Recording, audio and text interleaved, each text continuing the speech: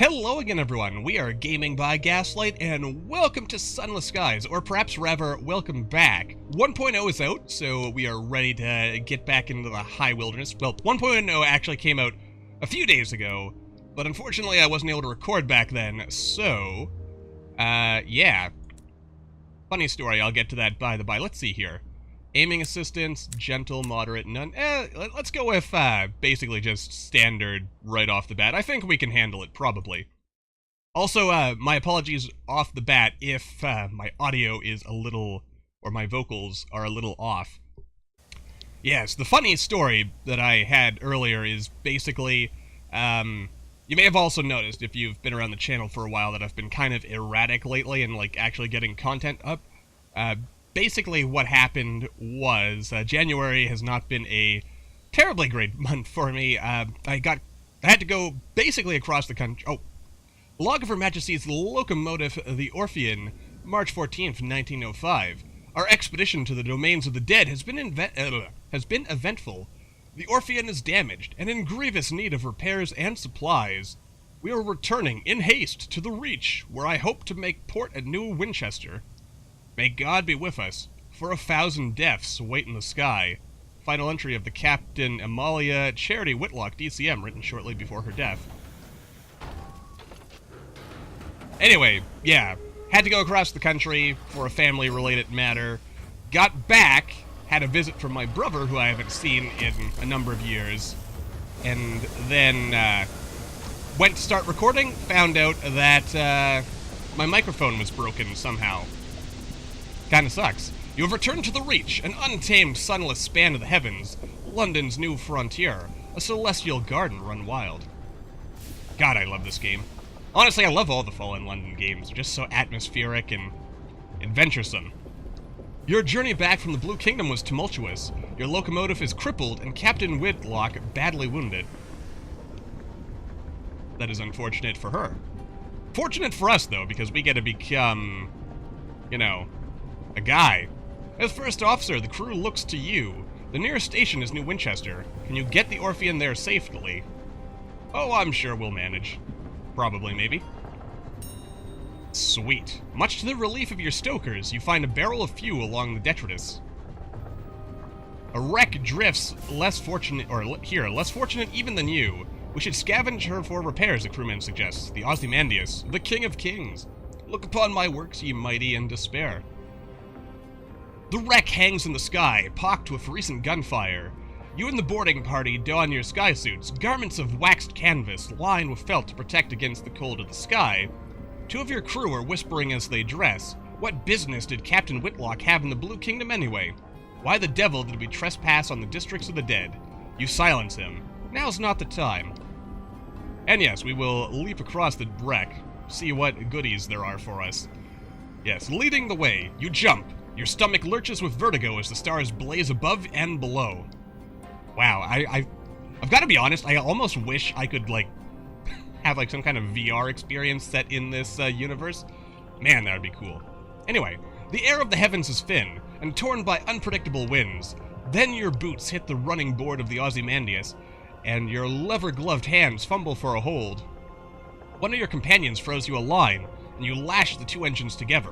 Only then do the rest of the boarding party follow you. One of them forces open an exterior hatch, and you clamber inside. Her interior is cold, unlit, and whistles with wind. Your party's lamps spread buttery light, butter, over the narrow, paneled passages. You make your way towards the hold, stepping over the bodies crumpled in the corridor. Unfortunately, your way is blocked. A bulkhead has been mangled, inward by a well-aimed barrage. So we can either clear the obstruction, using a length of pipe, 75%, or we can lead your party on a more precarious path. Go back out into the Ozymandias' hull, climb past the blockage, and enter through the window on the far side, and do so carefully. Let's go with this. I kind of like this idea. Though realistically, I'd go with what would seem like the safer strength trial, I imagine, if I had to do that in real life. A memory. The rest of the boarding party follow you without enthusiasm. You recall the first time you climbed outside an engine, helping the captain fix a leak in an exterior pipe. Excuse me as my voice gives out there. The wind had shrieked, buffeting. Yeah, buffeting at you. You asked the captain what would happen if you slipped. You fall, she answered tersely. But where to, you asked? She looked down, then up, then back. The sky's depths spiraled all about you. Away, she said, and you heard her fear.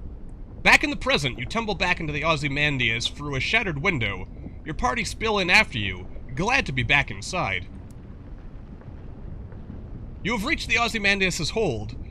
A ruin of smashed cargo and spilled supplies. Hopefully somewhere amidst the detritus, you can find parts to repair the Orphean and restock your stores. Yes, a thorough search, working quickly. The Ozymandias' hull has begun to creak. Your actions on board may have compromised its integrity. That's unfortunate. You find enough food and gear to restock your supplies, and enough spare parts to make necessary repairs to the Orphean. The food will need to be thoroughly thawed, of course, but you've eaten worse in the skies. Oh ho! Cries one of your party, prying the lid off a long crate. It holds a cannon, still nestled in straw. Another crewman pulls a battered birdcage from a pile of ruined cargo. Within the cage, something winged and furred opens a sullen eye. You examine your finds. Nice. The Ozymandias emits a long, juddering creak. Your boarding party, rather than your barding party, exchange nervous glances. From the chaos of its hold, you have retrieved repairs and supplies, and discovered some useful equipment, a gun that can be mounted on your locomotive, and an educated bat. Alright, we'll mount the Jerusalem. Ah, good, we get to claim both. So we'll start off by taking the Jerusalem. Cotterell and Hafersage, Jerusalem fires single shells to a good range, more or less accurately. You order 2 of your party to get it back to your vessel and fit it immediately. The Ozymandias groans again. The structure shudders spasmodically. The Ozymandias emits a long, juddering creak. Your boarding party exchange nervous glances. From the chaos of its hold, you have retrieved repairs and supplies and discovered some useful equipment. Yes, we shall get the bat. Liberate a diffident bat and employ it as a scout. The bat treats its rescue as an inconvenience and immediately begins haggling over pay. You offer to put it back in its damn cage and leave it on the Ozymandias, at which point it becomes more polite. You doubt it will last. Darn bats. Always complaining. And stealing London. The Ozymandias emits a long juddering creak. Your boarding party... Oh, yes, we've done this. And... yeah, let's go to the engine room. Why not? That sounds risky, but... oh dear. Send a smaller party, or we'll go ourselves. Yes. Oh dear, it's screeching as its metal buckles and tears. We're gonna, like, totally die. Oh god, we're totally gonna die here.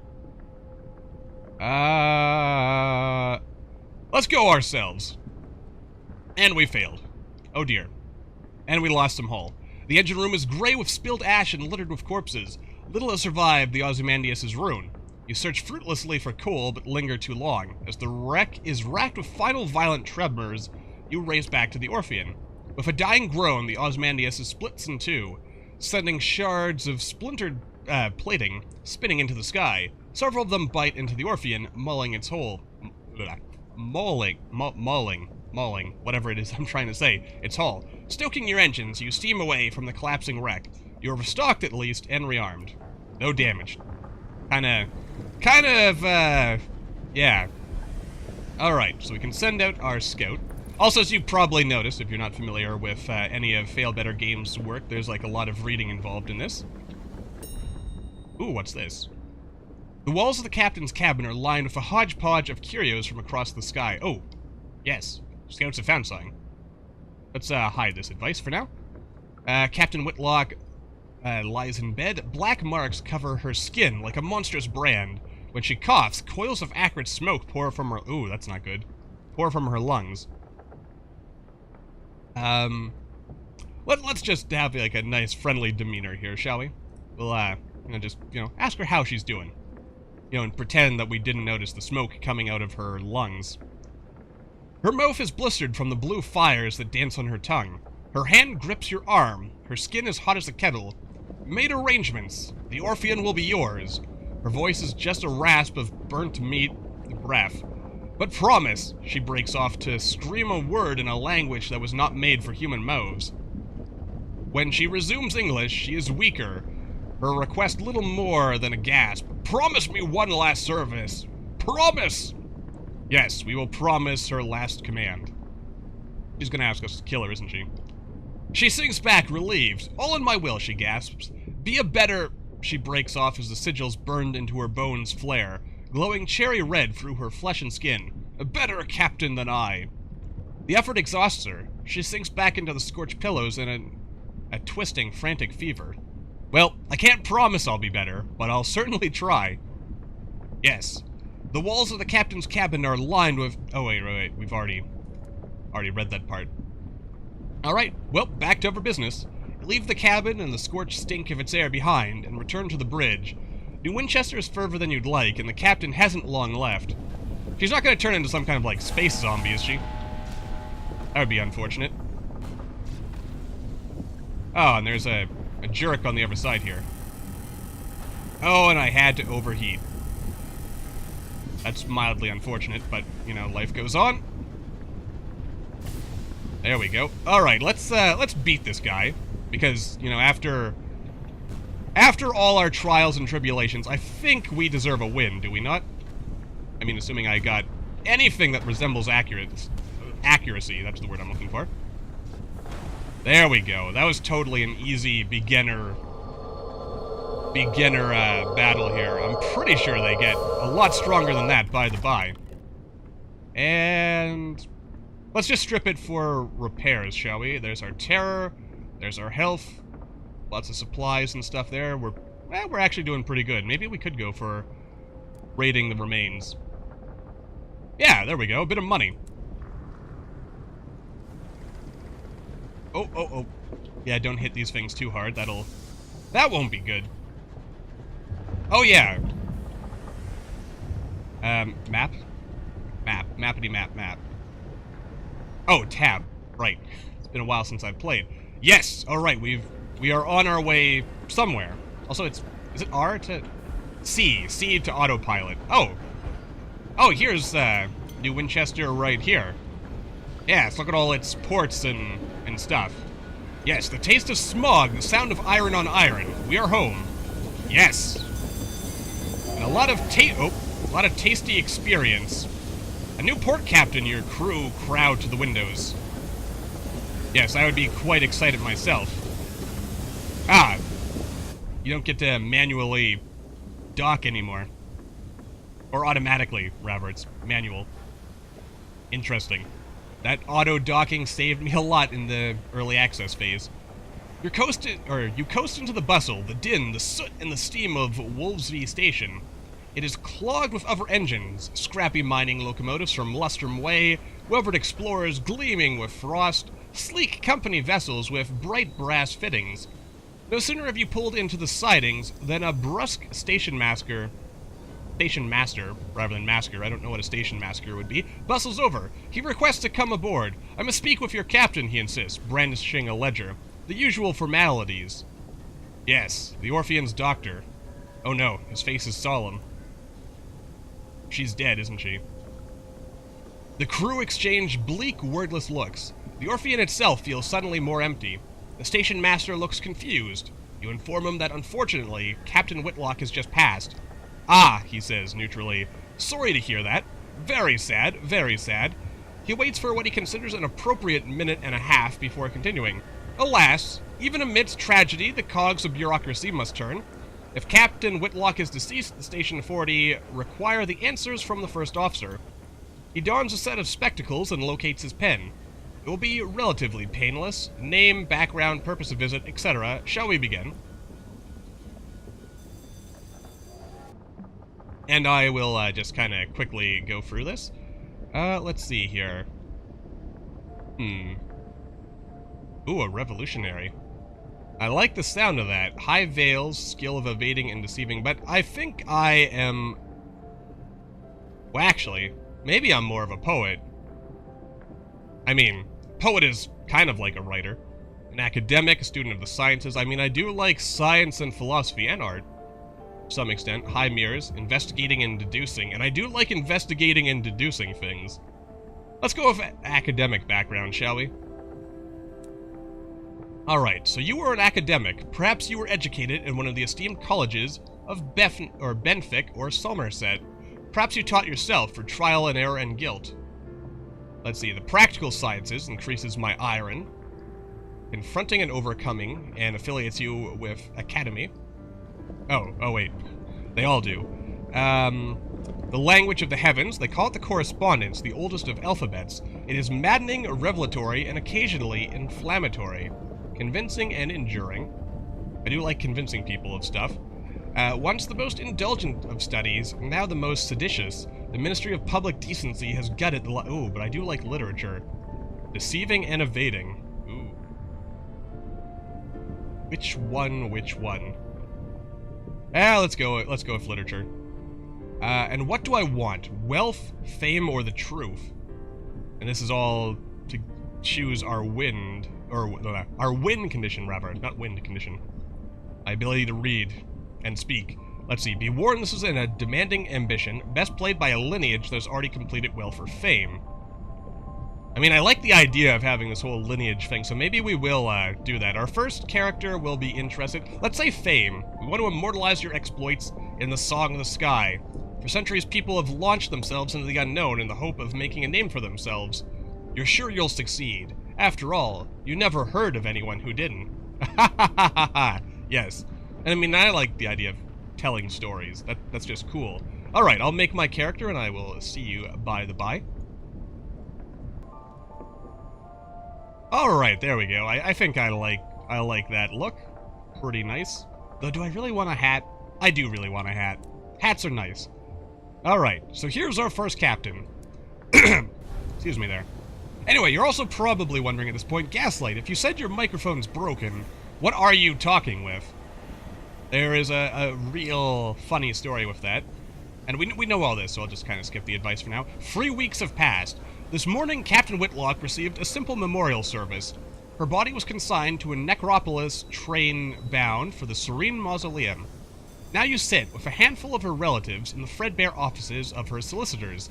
A methodical notary is reading the will. The captain was wealthy once, but squandered her capital on mysterious expenses before her expedition to the Blue Kingdom. I assume that's where the truth comes in. Yes, we'll listen to the end. The captain's relatives, for whom she was mostly estranged, or from whom, rather, are clearly wondering why you are here. True to her word. In a final codicil... Codicil? That's a new word for me. Codical? I'm gonna say codical, because I like the way that goes off my tongue. In a final codicle, the notary announces, Captain Whitlock confirmed that possession of the Orphean was to pass to its first officer. He peers at you with dry, gray eyes. This includes a certain black box contained in the Orphean's hold. Captain Whitlock's final request was that, at the time of your choosing, you transport said box to an address in London. He hands you an address card, and deposit it there. You are not to look inside. She gave no explanation. And that's it. You're captain now. The Orphean is yours. Alright. So we can investigate the black box at New Winchester, or we could take it to London as requested, or we could sell it. That sounds, terrible. I have been bequeathed a large black box, and I gained a bunch of sovereigns. Nice. Alright, so I think what we are going to do is, because there's a lot of stories in this game, and I'm kind of wondering if the way I should do it is, try to tackle one story at a time. That way, for Let's Play purposes, anyone following along can see exactly, what it is I'm currently working on, and then jump in at any point in the series. Something like that, anyway. The clamoring central station of New Winchester, a place of steam and smut and thundering iron. Here you can find people willing to pay for a skilled captain's services. Well, we do need a few more captains here. Ah, the fastidious inspector. Excuse me, Captain. A woman pushes through the crowds towards you. She is short and square-shouldered in a neat black suit and polished shoes. She shows you the case of her pocket watch. It is embossed with the crown and hourglass of London's horological office. The body responsible for ensuring time is consistent across the empire. I'm hoping to book passage to Port Prosper, she says, slipping the watch away. I can, of course, pay. Pay does sound promising. And, after losing someone we care about, namely our captain, it's probably good to get back to work. Thank you. The locomotive I was on broke down following a boiler rupture. The chief engineer's fault, I suspect. A gentleman fonder of brandy than of diligence. Here, an initial sum to seal our bargain. Alright, so Prosper is somewhere to the east. There is such a thing as north, south, east, or indeed west out here. Instead, oh, not that there is, rather. Instead, London cartographers picked 4 of the brighter, more reliable stars visible from the Empress's new palace and named them north, east, south, and west. Ah, okay then. Alright, so our first story, I guess. I mean, we could investigate this. Follow my ambition. Yeah, let's start off with that. See where we're going. Ponder your ambition. Where to begin? Let's see here. Sorry, my throat is really giving out on me today. You take advantage of a quiet moment to pull out your journal. The blank page sits before you, smug and unblemished. The horror. At last inspiration strikes. You need fresh material. That's the ticket. Yes, go out and explore the high wilderness. Gather sky stories and tales of terror to begin the Song of the Sky. Alright, so now we've got some direction. What else do we want? Might as well hire on some crew. Because as memory serves... I forget exactly what, I probably should have read that hint, but I know that there is value in having more crew than less. Let's explore the city before we leave. We could learn about trading. That seems like a good idea. I mean, we know how trading works, but we might as well. Visit the Promise of Days to learn of a profitable trading prospect. Ooh, the Pedal Trail. A porter at the station advised you to visit the nearby pub, the Promise of Days, and talk to the seasoned captains there. Alright. So let us go ahead and do that. We'll ask about the war later. That's probably not starting until, like, mid-game at least. Old pistons gleam on the walls. The shelves are crowded with mementos from across the sky. The clientele raise their voices to be heard above the comforting clamor of the adjacent engine yards.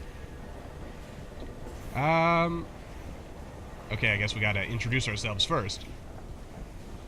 4 are gathered at their usual table. The masked citizen, a libertine, polymath, and pioneer of the neo-nocturnal artistic school, the bedeviled didact, a scholar haunted by his discoveries, the plucky baroness, explorer, collector, philatelist, and spatchcocker Meg, who hunts monsters. Of course everything out here is jolly dangerous, says the baroness. Few risk the skies, so news of distant ports is valuable.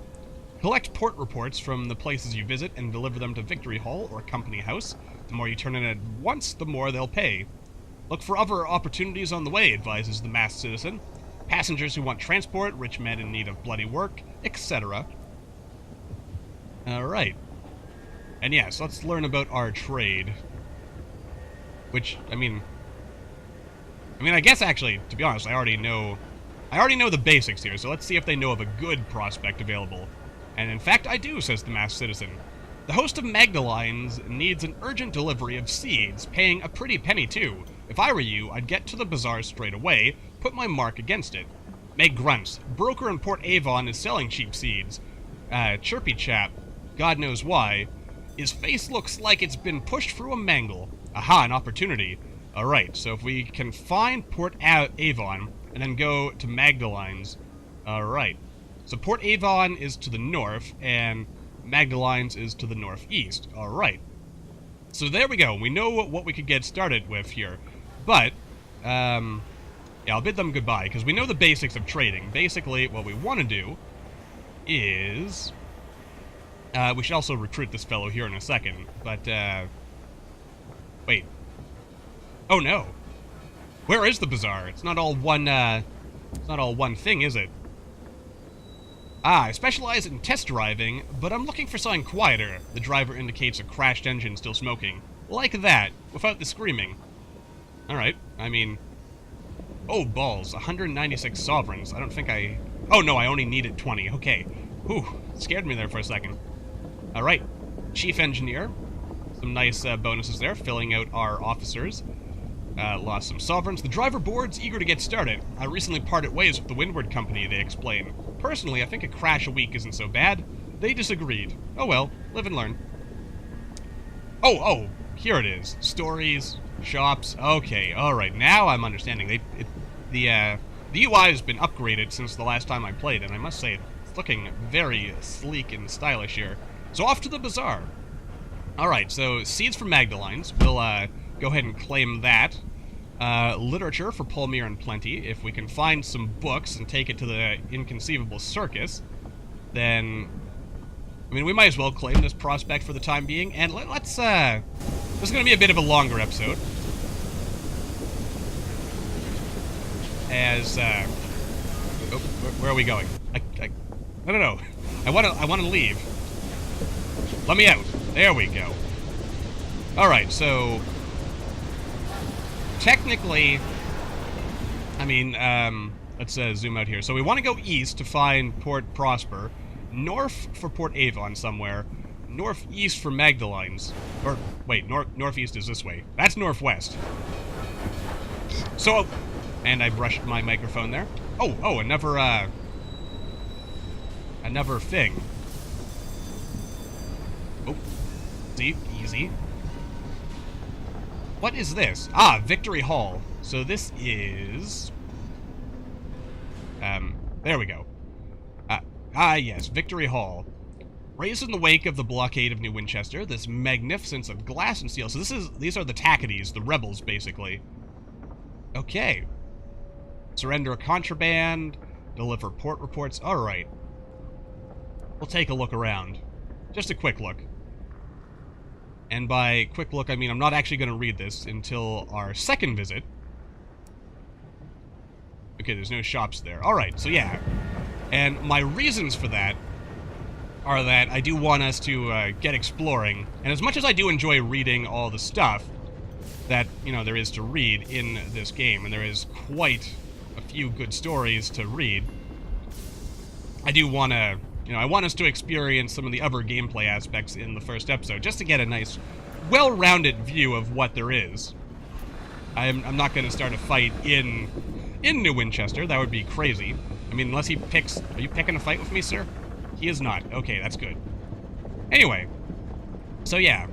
Oh, right. Getting back to my original story about what it is I'm using to record, because, you know, that's totally important information and stuff. Anyway, yeah, I had an old microphone just lying around, basically, so that's kind of the extent of the story. Not that exciting. Not quite as good quality, and it's been kind of, like, in storage and cold for a long time, so... Oh, hello! Well, I guess, there we go. Let's pick a fight with this Star and Explorer, who's probably gonna kill me. Because I did not, repair my ship. Okay, stay behind him. As best we can. Oh, dear. Alright. Oh, dear. Oh, and he blew himself up. Alright. Hull damage, officers and mascots. Yes, officers there. Alright, but cool. Cool story, guys. Look at that. Also, my goodness, but doesn't the Reach look beautiful this time of year? I think so. Alright, so we can either gain a bit of hull, and we are a bit damaged, and also I have only a 40% chance of success until we level up a bit, so wow. Wow, you get a lot of repairs compared to what I remember last time I played. But then again, maybe that's because we've got, like, the most basic possible hull. Something like that. Anyway. This kind of looks like the island of Port Avon that I remember. I'm also hearing some pleasant rain. I do love the rain. Good stuff. Anyway, the more interesting story in the tale of my microphone is, yeah, the acquiring of a new microphone. Oh boy. That has been it has been a mess. A mess. We'll talk about that later. For now, though, we'll hide this advice. And, yes, behold, a ruin of giants. Gargantuan blocks jigsawed together, furred with moss and whispering with orchards. A bucolic village nestles amongst them. Smoke coils daintily from the chimneys. A leisurely game of cricket unfolds on the village green. So let us disembark. God, I also love the music of this. I love the visuals, the music, the writing. It's just so enjoyable, isn't it? Nice and relaxing. An oily-faced, black-haired girl waves your locomotive into position. Welcome to Port Avon, she calls as you disembark. A rich nod of sense greets you. leaves and wood smoke, enriched by an infrequent but pungent intrusion of goat. So they do welcome new visitors, but your novelty will wear off, so we need to develop welcome. So we need to bring something to keep them friendly. Gotcha. Alright, so we'll start by writing a port report, because as we have learned, that's kind of important. Were it not for talk of smugglers and sky beasts, you could easily confuse this place for a village on the world you left behind. It's quite peaceful here, apart from some fuss over a newspaper delivery. The villagers frown and change the subject when you ask about it. Alrighty then. Okay, so if we have some exotic gossip, we'll increase our welcome. If we host the tea party, or a tea party, which, you know, we need tea to do that, we could increase our welcome that away. Oh, we could recruit a repentant devil. You know what, I like the idea of that. We'll recruit a new officer. He's looking for passage. He claims to be useful. He doesn't ask where you're headed. And he also requires a sign-on fee of 100 ducats. And by ducats, I mean sovereigns. He's repentant. There can be no harm. This will give you a signaler, giving me iron and veils, and also gives me establishment. A lot of establishment people here. You know what? I will come back, because I feel right now that, we'll explore Port Avon later. I don't want to ruin our stuff. Let's just go to the shop for now, the bazaar, and we will buy some seeds. How many seeds did we need? Hide advice. We've got our journal, ambition, that is not what I'm looking for. It's, right here. Yes? Yes, okay. Free seeds. So we'll, oh, and what do you know, they've got all free seeds. We will buy them at a good price, cheaper than we could have bought them in the Reach. And then if we head northeast, which we shall do, we'll explore everything more in-depth later. Oh, you know what? I see what I did that first time when I couldn't get out. It's because I hit undock, but then I hit dock again. Yeah, because I don't have to hit R to undock. If I just start moving forward, the game will in fact let me go. Alright. Anyway, yeah, getting back to the microphone story here as we look for Magdalines to wrap this episode up. Basically, I ordered a new microphone. I personally use the Blue Yeti because it's, you know, it's a pretty good microphone and it fits my budget. And it was at a very, very good price from a reputable, you know, online vendor. But what happened was when it actually arrived, it was actually the Blue Yeti Nano rather than the regular Blue Yeti. And the Nano's not bad, it's just not quite as good. Ooh, what's this? The fastidious inspector approaches you in the galley. Captain, good day. I noticed your ship's clock has stopped. Perhaps you'd permit me to repair it. Alright. I will permit it. That sounds like good work. An opportunity for conversation. She gives a grateful flicker of a smile and sets to work. Soon she has the back off the clock and has spread tiny cogs across the galley table. Obscure horological tools gleam brassily among them. Everything has a place. I appreciate the opportunity to keep myself busy. Staring too long at the stars is harmful to the temperament. Alright.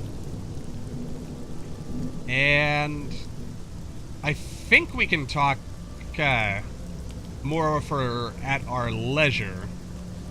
Let us compliment her skills. Thank you, she says. Discuss the Reach. It has an uncouth splendor, but I miss Albion and the steady light of the clockwork sun. These sunless reaches are so misty and quiet. She pauses.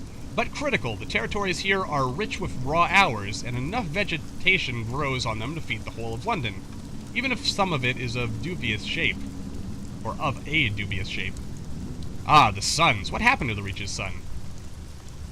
We warred and we won. It's not my area of expertise, I'm afraid. The suns made the law, they say. Now Her Majesty makes it. And for anyone not familiar with the Fallen London universe, like, the stars are basically, like, gods, if I understand it correctly, in a way, that control reality. So it's quite a big deal that London not only killed a star, but replaced it with their own, like, artificial one. Like, they literally have a clockwork god floating out there. And that's as good as you would expect it to be. Anyway, the sun, yes. As for the Reach's sun, she looks through the window at the lightless stirring mists. I don't know. Do suns grow old? Do they die of natural causes? I think that would probably be better than the alternative, wouldn't it? You mean of, like, killing them? Any news of London? London sits in her coat of smog. Courtiers squabble at the foot of the throne of hours, hoping to receive endowments of years. Meanwhile, hard-working civil servants labor to ensure everything runs as it should. Was there a touch of archness there? All is normal. I miss her, though. There is no city like London in all the skies, and Albion is very different from the Reach. Much more civilized. And let's ask about the Winchester War before we move on. Let's see. There are those who feel London is a long way away, and that they do a better job of governing for themselves. The frontier attracts independent spirits. We call them tackities, for the hobnail boots that are so practical out here. London, unsurprisingly, disagrees. The Windward Company earnestly represents Her Majesty's interests in the region, sometimes very earnestly indeed. The tackities call London's loyalists stovepipes. For our hats, I suppose. She avoids looking at you. And you, Captain, where do your sympathies lie? To be honest, right now I don't have a hat in either ring, so... Yeah, or a horse in either race. What a remarkable indulgence, she remarks, with a raised eyebrow. And will bid her a good evening. And to you, Captain. I think I shall make a cup of tea. Alright, maybe let's, send out the bat. Wait, how do I send out the bat again? I knew once, but apparently I have forgotten. G is to explore, light toggle. Oh yeah, that'll save us a bit of power. Hold, possessions, journals, where is my bat? I think I skipped it, didn't I? Officers, light toggle. Oh, there we are, F. Why did I forget that? I literally did it just a few moments ago. Alright, what have we found? Okay, so there is something over here. That could be Magdalene's, but it could be something else. Ooh, look at that, that's pretty. Anyway, getting back to wrapping up my own story. Yeah, and I've been fighting ever since with customer service, trying to, you know, get them to honor. It's like, hey, I mean, you said you were going to send me one thing, but then you sent me another, and then you try to tell me, oh, well, you know, we just mislabeled it. And it's like, all right, I mean, I understand, you know, accidents happen, but, you know, since you did advertise the Blue Yeti, and that's what I thought I was paying for, you know, perhaps, you could indulge me by sending me what I thought I was paying for. And, yeah, so, hopefully that gets resolved. And the scout has nothing to report, and we are a bit low on fuel, which concerns me a little bit. Though the music has changed, so we're somewhere else. We're also... It's quite open here. Which does mildly scare me, I must admit. Watch this was Magdalene's. I mean, this seems more northeasterly, doesn't it? Let's send out another scout. There's a lot of wind whistling around right now. Aha! A successful expedition... Oh, wait. There we go. Okay, good. We're gonna find something. And then we should probably wrap this up, because this episode is running a bit long. I think we'll make it to port, and then there's something over there. That's a bad guy. We could fight him, but let's just land in port for now, and... Ah, good, we've made it to Magdalene, so we can actually kind of wrap up sort of like the tutorial on trading. And there's also a space narwhal. It's not really a space narwhal, but that's what I'm going to call it. Oh, easy. And dock in place, please. Excellent. Alright, so we made it to Magdalene's. We can treat our terror. We can go here. We can go here. I would like to go to the shops, though. We'll explore Magdalene's properly later. Because, you know, again, I don't want to overdo things and then kind of like have like a bunch of half-started stories. New bargains, available in 30 days. Oh, I don't remember this being listed before. But yeah, alright. And as you can see, big profit right there. And, okay, so we've completed our trading opportunity. So we get some experience, some sovereigns. Alright. Nice job. So, I mean, we got the 240 for selling them, and then we got an additional 100 for completing the deal. Ah, yes, now that you have some money, it might make sense to buy some equipment. That does make a lot of sense, actually. Alright. Well, there's a lot of useful stuff here, but, let's see here. I mean, we could buy some shooty things, but I think instead what we will do is we'll wrap this episode up here. So, until the next time, as always, thank you all for watching. I hope you all enjoyed. Like with anything new on the channel, it's always extra double super special important to hit that like button, or maybe leave me a comment down below. Let me know what you're thinking, and I will see all you in the next video.